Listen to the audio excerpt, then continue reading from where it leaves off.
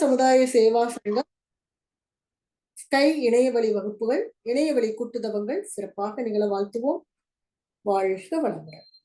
உலகம் முழுவதும் உள்ள மனவளக்கலை மன்ற அறக்கட்டளைகள், தவ மையங்கள் சிறப்பாக நிகழ வாழ்த்துவோம். வாழ்க வளமுடன். இன்றைய நிகழ்வில் கலந்து கொண்டுள்ள அன்பர்களும் அவர்தம் அன்பு குடும்பங்களும் வாழ்க வளமுடன்.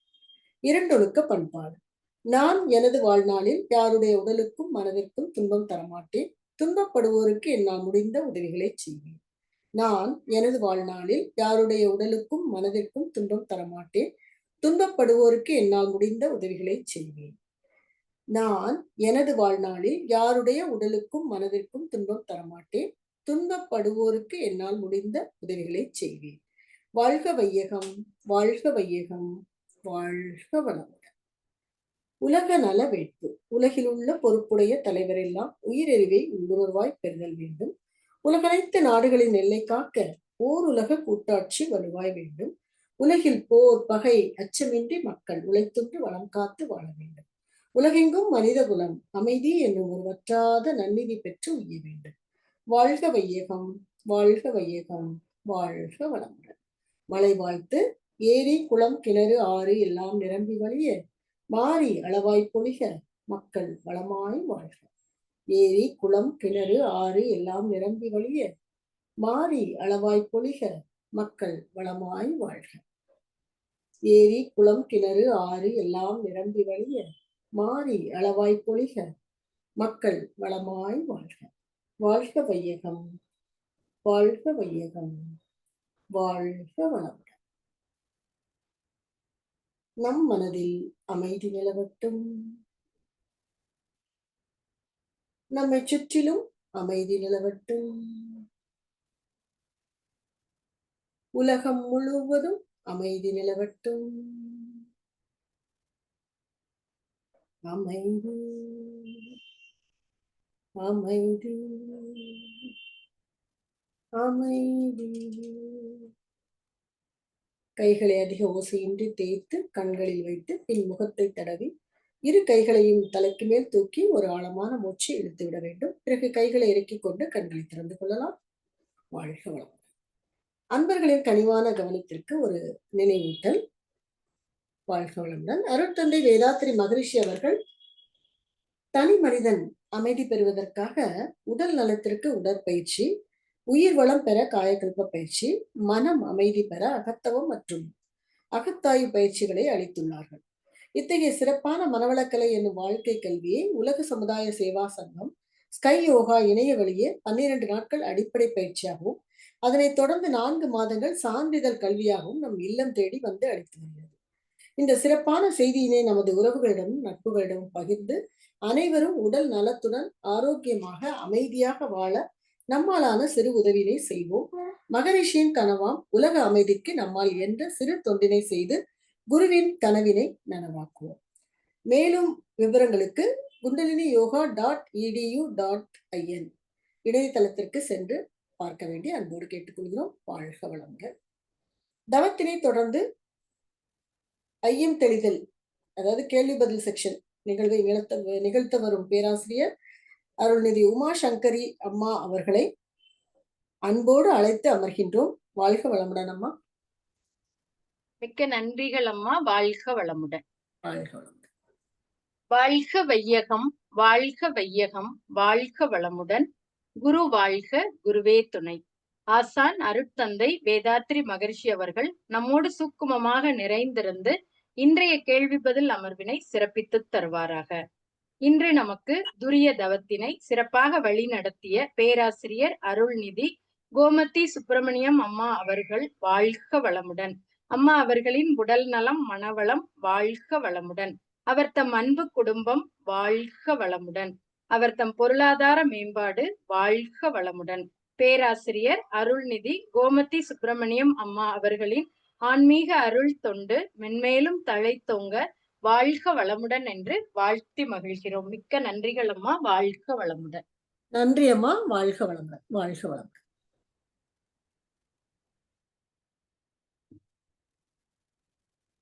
வாழ்க வளமுடன். ஒவ்வொரு வாரமும் சனிக்கிழமை தோறும் அன்பர்களோட ஐயங்களுக்கான கேள்வி பதில் நிகழ்வு நடைபெற்று கொண்டு வருகிறது. கேள்வி கேட்க விரும்பும் அன்பர்களும் தங்களுடைய கருத்துக்களை பகிர்ந்து கொள்ள விரும்பும் அன்பர்களும் ஹேண்ட் ரைஸ் செய்யும்படி அன்போடு கேட்டுக்கொள்கிறோம். வாழ்க வளமுடன்.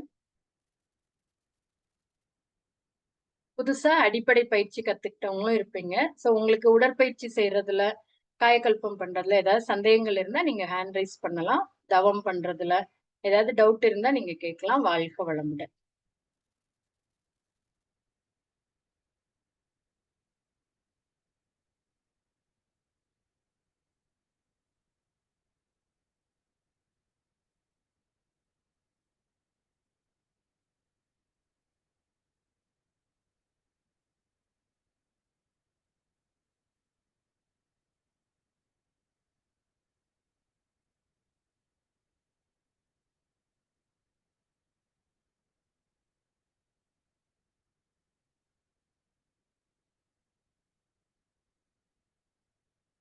வாழ்க வளமுடன்.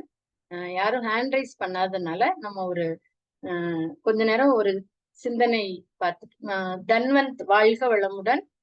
தன்வந்த் ஐயா வாழ்க வளமுடன். ஹேண்ட் ரைஸ் பண்ணிருக்கீங்க. மைக் அன்மியூட் பண்ணிட்டு பேசலாம். வாழ்க வளமுடன். குரு வாழ்க குருவே துணை. வாழ்க வளமுடன். இன்னைக்குதாம்மா ஃபர்ஸ்ட் தீட்சை எடுத்துன்னு வந்துட்டேங்கம்மா. ஓ சூப்பர் சூப்பர். எப்படி இருந்தது? நல்லா இருந்ததுங்கம்மா. நல்லா இருந்ததா? சரி சரி ஓகே. தொடர்ந்து தவம் பண்ணுங்க. சரியா? எதுவும் டவுட் எதுவும் இருக்கா? இன்னைக்கு எதுவும் டவுட் இல்லைங்கம்மா. இல்லையா? சரி ஓகே. நன்றி. தொடர்ந்து இந்த ஜூம்லயும் வந்து கலந்துக்கோங்க. இதுல தினந்தோறும் ஒரு தவம் நடக்கும், ஒரு சிந்தனை நடக்கும். காலையில அது மாதிரி எக்ஸசைஸ் இருக்கும், காயகல்பம் எக்ஸசைஸ் இருக்கும். அதுக்கப்புறம் நீங்க அதை பார்த்துட்டே அதுல வீடியோல வரும், அதை பார்த்துட்டே கூட நீங்க எக்ஸசைஸ் பண்ணலாம். சரியா? சந்தோஷம்மா. ஓகே. வாழ்க வளமுடன். வாழ்க வளமுடன். வாழ்க வளம்.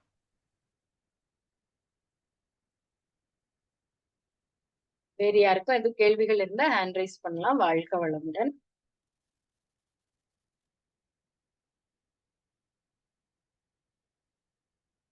அதாவது நம்ம இந்த நிலை மாறும் அப்படின்ற தலைப்புல கொஞ்ச நேரம் சிந்திக்கலாம். அதாவது நம்ம எல்லாருமே நம்மளோட வாழ்க்கைய மகிழ்ச்சியாவும், மன நிறைவோடும், மன அமைதியோடும் வாழணும்னு தான் ஆசைப்படுறோம். ஆனா இப்போ இருக்கக்கூடிய இன்றைய காலகட்டத்துல அது சாத்தியமா அப்படின்னு பார்த்தா அது ஒரு பெரிய கேள்விக்குறியாதான் இருக்கு. காலையில எந்திரிக்கும் போதே பார்த்தோம்னா பல பிரச்சனைகளோட தான். ஒண்ணு நம்ம ஃபேமிலில இருக்கக்கூடியது, இல்ல ஃப்ரெண்ட்ஸ் சர்க்கிள், ரிலேட்டிவ் சர்க்கிள், அது எதுவுமே இல்லைன்னா கூட நாட்டுல நடக்கக்கூடிய சில பிரச்சனைகள், இது எல்லாமே நம்மளோட மனசை பாதிக்குது, உடலை பாதிக்குது. அப்போ இந்த மாதிரி நிலைமை இருக்கும்போது, இந்த மாதிரி காலகட்டத்துல, இந்த மாதிரி சூழ்நிலைகள்ல நாம எல்லாரும் வாழ்ந்துட்டு இருக்கிறோம். இதுல வந்து நமக்கு இவ்ளோ சூழ்நிலைக்கு நடுவுலயும் நம்ம உடலையும், மனசையும் நல்லபடியா வச்சுக்கிறதுக்கு நமக்கு மகரிஷி அற்புதமா பயிற்சிகளை ரொம்ப எளிய முறையில வடிவமைச்சு கொடுத்திருக்கிறாங்க. உடல் நலத்திற்கு எளிய முறை உடற்பயிற்சியையும், உயிரை வளமா வைக்கிறதுக்கு சித்தர் கலையாம் காயகல்ப பயிற்சியையும், மனதை அமைதிப்படுத்துவதற்கு அற்புதமான தவ பயிற்சிகளையும் ரொம்ப எளிமையா 8 வயசுல இருந்து 80 வயசு வரைக்கும் இருக்கிறவங்க செய்யற அளவுக்கு ரொம்ப அற்புதமா வடிவமைச்சு கொடுத்திருக்கிறாங்க. அது போக இதையும் தாண்டி நமக்கு அகத்தாய்வுன்னு ஒரு பயிற்சி, இன்ட்ராஸ்பெக்ஷன். எப்படி நம்ம வந்து வீட்டுல வந்து பாத்திரங்களை, சாப்பிட்ட பாத்திரங்களை கழுவி அடுத்த நாள் சமையலுக்கு பயன்படுத்துறோமோ அதே மாதிரிதான் அன்றாட இந்த அகத்தாய்வு பயிற்சியை செய்யணும் அப்படின்னு மகரிஷி ரொம்ப வலியுறுத்தி சொல்றாங்க. சோ நாம வந்து அன்றன்றைக்கு இரவு தூங்க போறப்போ நம்ம அன்னைக்கு காலையில இருந்து இரவு வரைக்கும் என்ன நடந்தது அப்படிங்கிறத பார்த்துட்டு அதுல நாம வந்து ஒரு சங்கல்பம் எடுத்துட்டு ஏதாவது இடத்துல நாம தவறு செஞ்சிருந்தோம், நம்மள அறியாம ஏதாவது பண்ணிருந்தோம் அப்படின்னா அந்த இடத்துல நாம அந்த மன அலைச்சூழல்ல நாம கோபமா பேசியிருக்கலாம். சோ இரவு உட்கார்ந்து ஒரு சின்ன தவம் பண்ணிட்டு நாம இதெல்லாம் யோசிச்சு பார்க்கும்போது நமக்குள்ள ஒரு தெளிவு கிடைக்கும். திருப்பி மீண்டும் மீண்டும் அந்த தவறை செய்யாத அளவுக்கு நமக்கு வந்து ஒரு மனப்பக்குவம் கிடைக்கும். அந்த இடத்துல நாம ஒரு சங்கல்பம் பண்ணும்போது அடுத்து அந்த தவறு வரும்போது அந்த சங்கல்பம் தான் வந்து இருக்கும். அப்போ இந்த அகத்தாய்வு பயிற்சி ரொம்ப ரொம்ப முக்கியம்.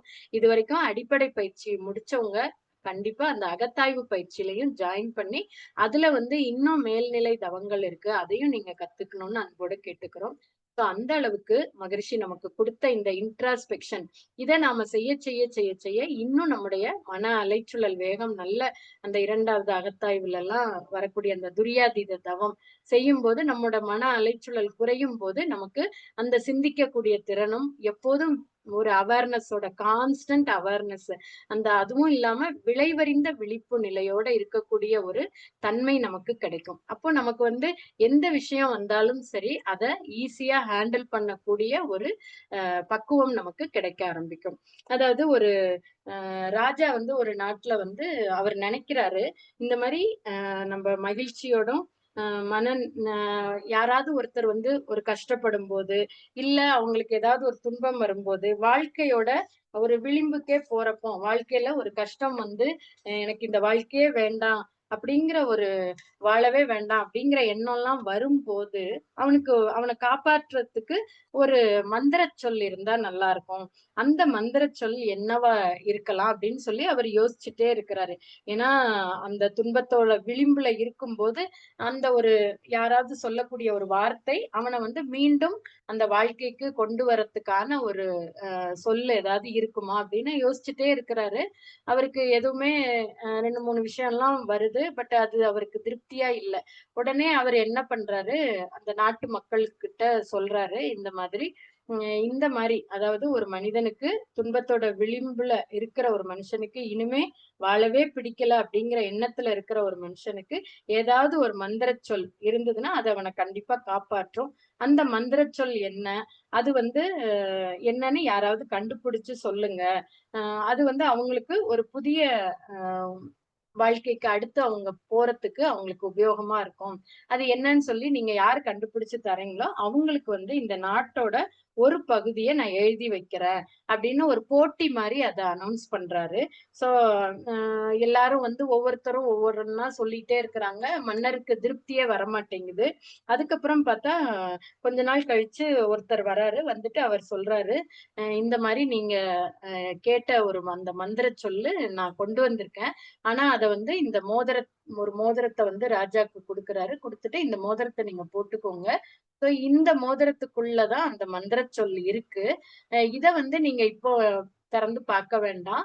உங்களுக்கு அந்த மாதிரி ஒரு சூழ்நிலை வரக்கூடாதுன்னு தான் நான் நினைக்கிறேன். இருந்தாலும் உங்களுக்கு வாழ்க்கையில அந்த மாதிரி ஒரு விரக்தி அடைந்த ஒரு மனநிலையோ ஒரு துன்பத்தோட விளிம்போ வரும்போது அந்த நேரத்துல நீங்க இந்த மோதிரத்தை திறந்து பாருங்க. அதுக்குள்ள அந்த மந்திர சொல் இருக்கு அப்படின்னு சொல்லிட்டு அவர் போயிடுறாரு. சரின்னு ராஜாவும் அத போட்டுட்டு மறந்துடுறாரு. கொஞ்ச நாள் போகுது. அந்த நாட்டுல வந்து திடீர்னு எதிரி நாட்டுல உள்ளவங்க எந்த ஒரு முன் அறிவிப்பும் இல்லாம போர் தொடுக்குறாங்க. சோ வந்து இவங்களும் அதுக்கு போருக்கு தயாரா இல்லாததுனால நிறைய இழப்புகள் வந்துருது. மன்னர் வந்து அப்படியே அவங்க நாட்டு படை வீரர்கள் எல்லாரையும் இழந்துட்டு அவர் அப்படியே தனிமையில அப்படியே நடந்து போய்க்கிட்டே இருக்கிறாரு. போகும்போது தூரத்துல ஒரு மலை தெரியுது. அந்த மலை மேல அப்படியே ஏறிட்டே இருக்கிறாரு. ஏறிட்டு அவருக்கு மனசு ஏன்னா அவங்க குடும்பம் இது யாரையுமே காணோம். போர் நடந்து நிறைய பேர் உயிர் இழந்துட்டாங்க.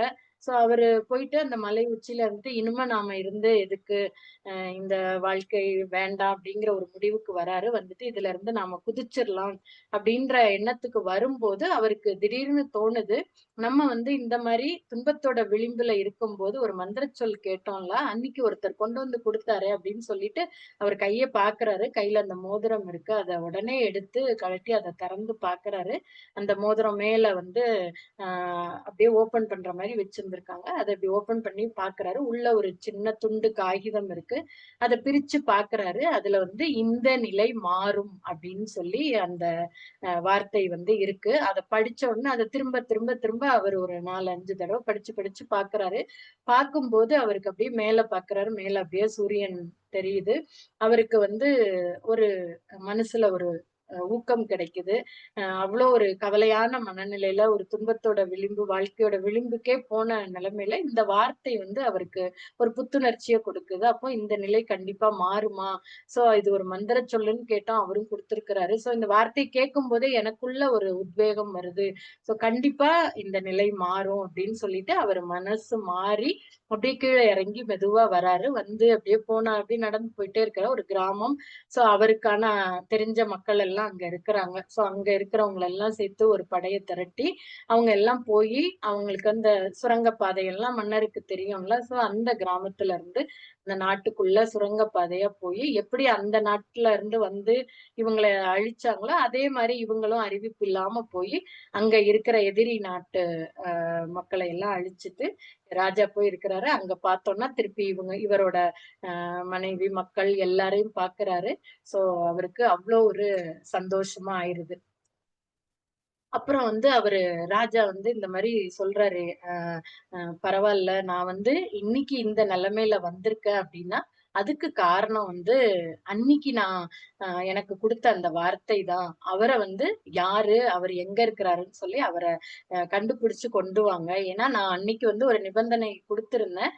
இந்த மாதிரி இந்த மந்திர சொல்ல யாரு கொடுக்குறாங்களோ அவங்களுக்கு இந்த நாட்டுல ஒரு பகுதியை நான் தரேன்னு சொல்லி அறிவிப்பு கொடுத்திருந்தேன். சோ அந்த சொன்ன வாக்க நான் காப்பாற்றணும். ஏன்னா அவரு ரொம்ப நல்ல மனுஷன், மக்களை வந்து அவ்வளவு ஒரு நல்லபடியா வச்சுட்டு இருந்தாரு. அதனால மக்களும் அவர் மேல ரொம்ப ஒரு நம்பிக்கையில இருந்தாங்க.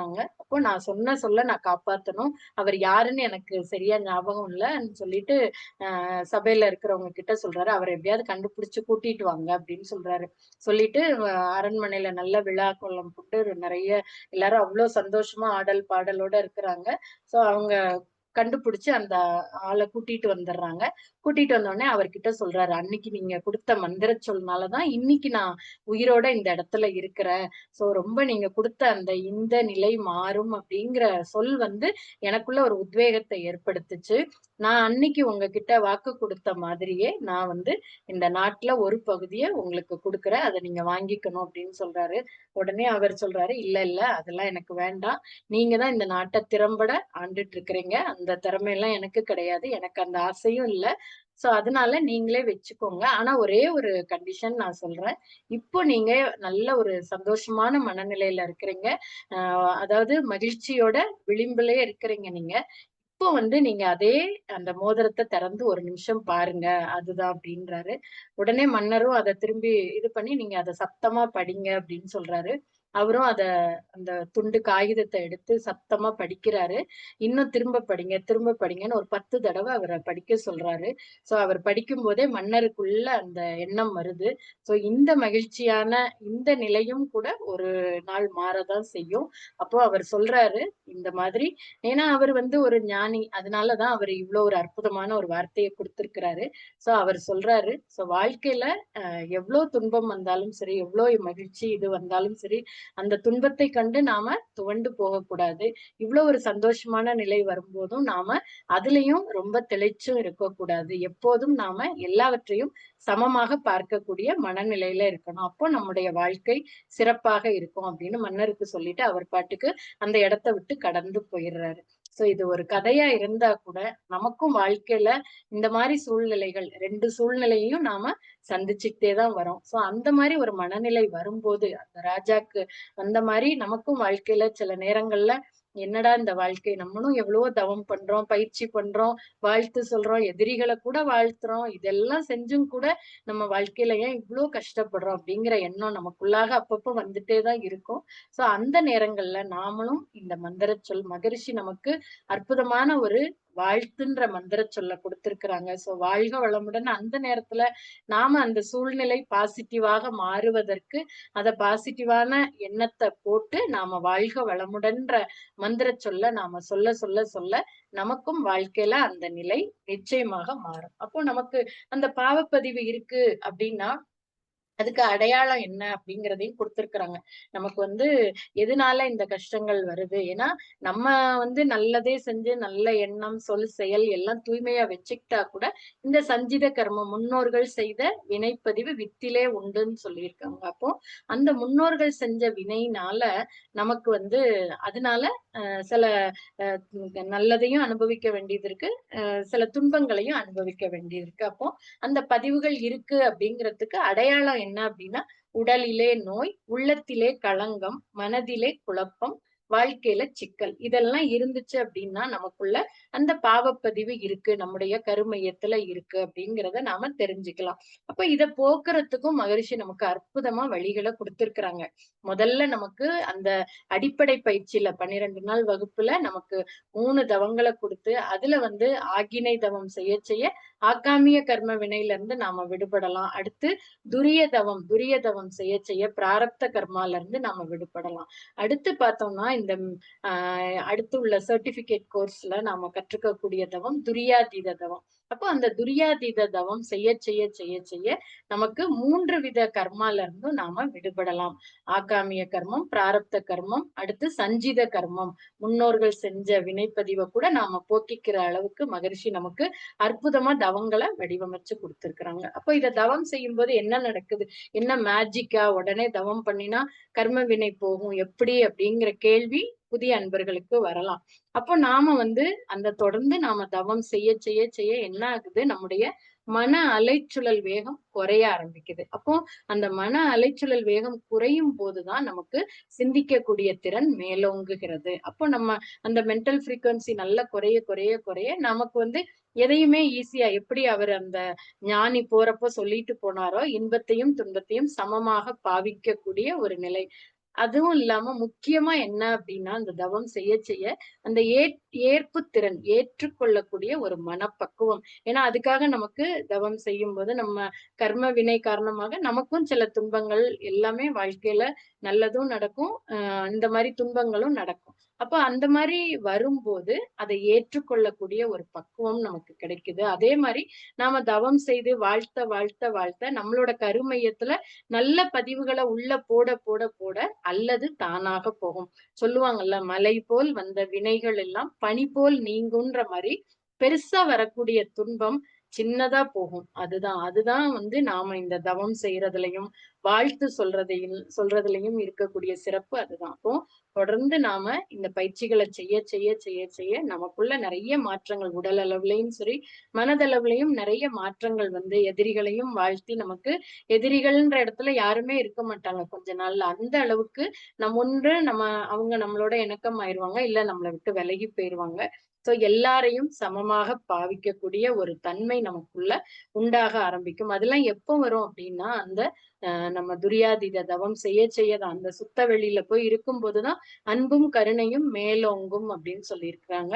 எதை பார்த்தாலும் அதை சமமாக பார்க்கக்கூடிய ஒரு மனப்பக்குவம் நமக்கு கிடைக்க ஆரம்பிக்கும். சோ அந்த அளவுக்கு அந்த தவத்தை நாம செய்ய நம்ம வாழ்வின் நோக்கத்தை, நம்ம எதுக்காக வந்திருக்கிறோம், நம்ம பிறவியின் நோக்கம் என்ன, இந்த 6வது அறிவுல முழுமை பெறணும், ஒழுக்கம் கடமை ஈகைன்ற அறநெறி வாழ்க்கை வாழணும், இந்த பிறவியிலேயே நம்முடைய கருமையத்துல இருக்கக்கூடிய அந்த பதிவுகளை கழித்து அந்த இறைநிலையை உணரணும். அதுக்காக தான் நாம இந்த பிறவியை எடுத்திருக்கிறோம். அப்போ இந்த பிறவியின் நோக்கத்தை அடைவதற்கு நாம அந்த தவங்களை தொடர்ந்து செய்யணும், ஆழ்ந்து செய்யணும். எப்பப்பெல்லாம் நேரம் கிடைக்குதோ அப்பெல்லாம் நாம மன்றங்கள்ல போயும் அங்க இருக்கக்கூடிய கூட்டுத்தவங்கள்லயும் கலந்துக்கிட்டு, இந்த மாதிரி ஆன்லைன்ல இருக்கக்கூடிய கூட்டுத்தவங்கள்ல இதுல எல்லாம் சேர்ந்து செய்யும் போது நமக்குள்ள எல்லாருடைய அந்த ஒரு எண்ணங்களும் அந்த ஒரு வைப்ரேஷனும், நம்ம தவம் செய்ய முடியாத ஒரு மனநிலையில இருந்தா கூட அந்த இடத்துக்குள்ள நாம இருக்கும்போது மகரிஷி சொல்லியிருக்கிறாங்களா, கருமையங்கள் எல்லாம் ஒன்றோடொன்று இணைக்கப்பட்டிருக்குன்னு.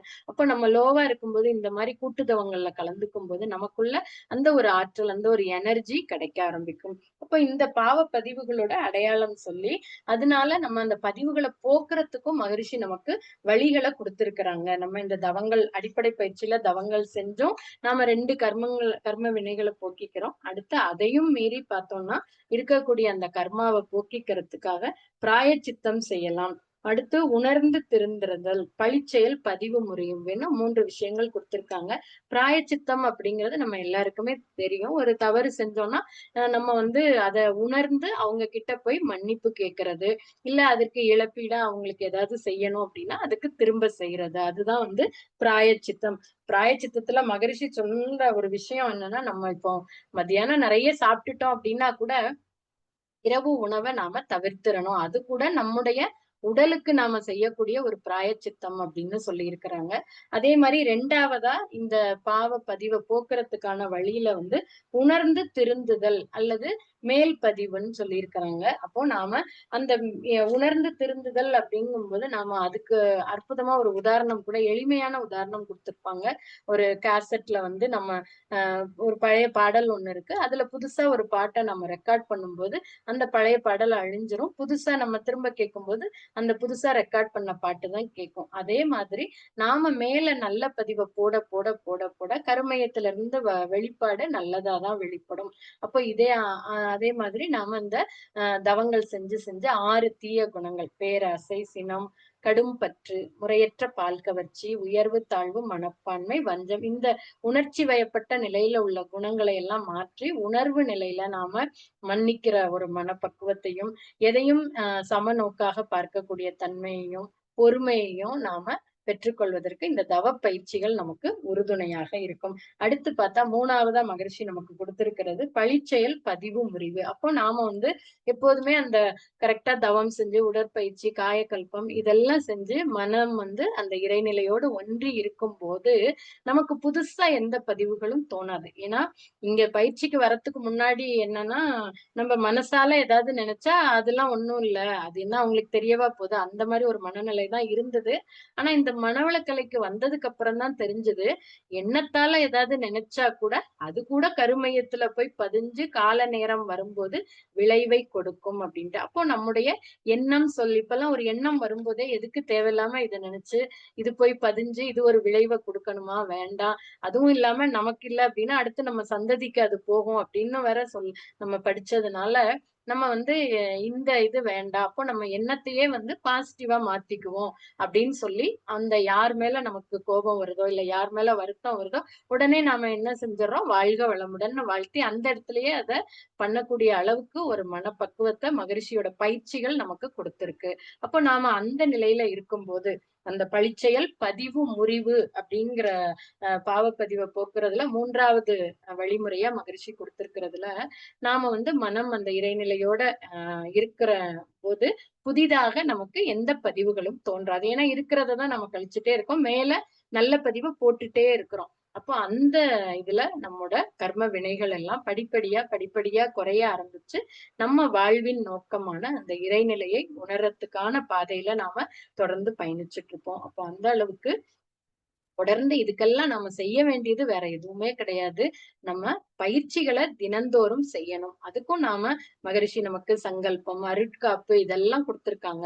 அப்ப இரவு தினந்தோறும் தூங்க போகும்போது நாம நான் தினந்தோறும் உடற்பயிற்சி, காயக்கல்பம், தவம் தவறாமல் செய்வேன் அப்படின்னு ஒரு சங்கல்பத்தை போட்டு படுக்கலாம். அது தூங்க போறப்போ நம்ம பண்ணோம் அப்படின்னா நம்மோட ஆழ் மனசுல அது பதிஞ்சு நமக்கு அது செய்வதற்கான ஒரு சூழ்நிலையை ஏற்படுத்தி கொடுக்கும். அதே மாதிரி காலையில எந்திரிச்ச உடனேயும் நாம அந்த ஒரு அமைதியான மனநிலையில நான் தினந்தோறும் உடற்பயிற்சி, காயக்கல்பம், தவம், தற்சோதனை தவறாமல் செய்வேன் அப்படின்னு நாம சொல்ல சொல்ல சொல்ல அது நம்முடைய உடல் செல்கள்ல பதிந்து அந்த பயிற்சிகளை செய்வதற்கான சூழ்நிலையை நமக்கு ஏற்படுத்தி கொடுக்கும். அப்போ அந்த அளவுக்கு நாம பயிற்சிகளை செஞ்சா போதும். இது எல்லாமே அவரு சொன்ன மாதிரி இந்த நிலை மாறும்னு மந்திரம் கொடுத்த மாதிரி மகரிஷி நமக்கு கொடுத்த தாரக மந்திரமான இந்த வாழ்க வளமுடன்றத நாம எல்லா நேரத்திலையும் அதை பயன்படுத்தி நம்ம வாழ்க்கையில நாம எப்போதும் மகிழ்ச்சியோடும் மன நிறைவோடும் மன அமைதியோடும் வாழ்வதற்கான முயற்சியில் ஈடுபடுவோம். அனைவருக்கும் நன்றி. வாழ்க வளமுடன், வாழ்க வளமுடன். நன்றி அம்மா. வாழ்க வளமுடன். யாருக்கும் கேள்விகள் இருந்தா ஹேண்ட் ரைஸ் பண்ணலாம், அப்படி இல்லைன்னா நிறைவு பண்ணிக்கலாம்.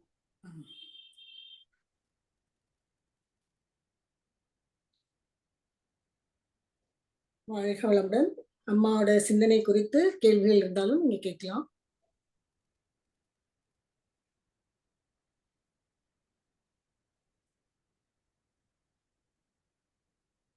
நிறைவு பண்ணிக்கலாங்கம்மா. வாழ்க வளமுடன். வாழ்க வளமுடன்மா. இது கேள்வி பதில் நிகழ்ச்சியில் அம்மா அருமையான ஒரு சிந்தனையை நமக்கு கொடுத்தாங்க. இந்த நிலையும் மாறும் என்ற தலைப்புல. அதுல மனவளக்கலை பயிற்சிகளை பத்தி எல்லாம் விரிவா அழகா சொன்னாங்க. இந்த ராஜாவோட அந்த மந்திர சொல் கதை, அது நம்ம அவருக்கு ஒரு மந்திர சொல்னா நமக்கு வந்து சுவாமிஜி கொடுத்த வாழ்க வளமுடன். அதாவது மாற்றம் ஒன்றே மாறாதது என்பதை நம்ம புரிந்துக்கிட்டாலே நம்ம வாழ்க்கையில எந்த ஒரு நிலையிலையும் கடந்து சென்று விடுவோம் என்பதைதான் ஒரு மையமா வச்சு அம்மா அழகா பேசினாங்க. அம்மாவோட சிந்தனைக்கு அம்மாவை இப்ப நம்ம துரிய நிலையில இருந்து வாழ்த்துவோம். பேராசிரியர் அருள்நிதி உமாசங்கரி அம்மா அவர்களும் அவர்தம் அன்பு குடும்பமும் அருட்பேராற்றல் கருணையினால் உடல் நலம், நீளாயுள், நிறை செல்வம், உயர் புகழ், மெய்ஞானம் ஓங்கி வாழ்க வளமுடன், வாழ்க வளமுடன், வாழ்க வளமுடன். அம்மா ஸ்கை ஆன்லைன் மெடிடேஷன் தினசரி நிகழ்வு பற்றிய அறிவிப்பு. காலை சரியாக 5 மணிக்கு மகரிஷியின் பாடல்களோடு நிகழ்ச்சிகள் ஆரம்பமாகும். காலை 5:30 மணிக்கு தவம். தொடர்ந்து 6 மணிக்கு வீடியோ ஆடியோவில் உடற்பயிற்சி வகுப்பு இடம்பெறும். அதை பார்த்து கொண்டே நாம் பயிற்சி செய்யலாம். மாலை சரியாக 6 மணிக்கு மகரிஷியின் பாடல்களோடு மாலை நிகழ்ச்சி ஆரம்பமாகும். மாலை 6:25க்கு மாலை செய்யக்கூடிய காயக்கல்பம், மாலை 6:30க்கு தவம், 7 மணிக்கு சிந்தனை, 7:30க்கு உலக நல வாழ்த்தோடு நிகழ்ச்சிகள் நிறைவாகும். பிரதி சனிக்கிழமை மாலை தவத்தினை தொடர்ந்து மாலை 7 மணி முதல் 7:30 மணி வரை ஐயம் தெளிதல் நிகழ்வு நடைபெறும். பிரதி ஞாயிறு மாலை 7 மணி முதல் 7:30 மணி வரை சிறப்பு சிந்தனை நடைபெறும். உலக நல வாழ்த்து பாடி நம்ம நிகழ்ச்சியை நிறைவு செய்து கொள்ளலாம். உலகமெல்லாம் பருவமழை ஒத்தபடி பெய்யட்டும், உழவரெல்லாம் தானியத்தை ஓப்புடனே பெருக்கட்டும், பல தொழில்கள் புரிகின்ற பாட்டாளி உயரட்டும், பகுத்துணர்வில் தொகுத்துணர்வு பண்பாட்டை உயர்த்தட்டும், கலகங்கள் போட்டி பகை கடந்த ஆட்சி நடக்கட்டும், கல்லாமை கடன் வறுமை களங்கங்கள் மறையட்டும், நலவாழ்வை அளிக்கும் ஞான ஒளி வீசட்டும், நம் கடமை அறவாழ்வின் நாட்டத்தே சிறக்கட்டும், நம் கடமை அறவாழ்வின் நாட்டத்தே சிறக்கட்டும், நம் கடமை அறவாழ்வின் நாட்டத்தே சிறக்கட்டும். வாழ்க வளமுடன். மன மகிழ்வோடு இன்றைய நிகழ்வினை நிறைவு செய்து கொள்வோம். அனைவருக்கும் நன்றி, வாழ்த்துக்கள். வாழ்க வளமுடன். நன்றி அம்மா. வாழ்க வளமுடன். வாழ்க வளமுடன்.